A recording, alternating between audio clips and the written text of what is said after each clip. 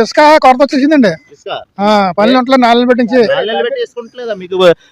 గత ప్రభుత్వంలో ఇసుక లేదని పెద్ద ఎత్తున ఆరోపణ చేశారు. మీకు ఉచితంగా ఇసుక ఇస్తామని కూటమి ప్రభుత్వం చెప్పింది.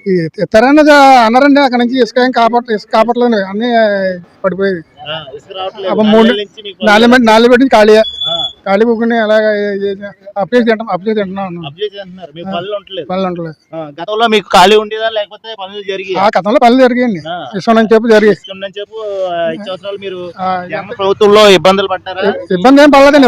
ఇసుక ఉండదండి. ఇప్పుడు ఇసుకుంటుందా లేదా? ఇసుకుంటలేదు. 3 నెలలు పెట్టి తీసుకుంటలేదండి. ఇబ్బంది పడుతుందండి. అదన్నా ఇసుక రేట్ అండి. మొత్తం ఇదే బ్యాకింగ్ తెస్తున్నారా మరి ఏమి తెస్తున్నారు తెలదాం.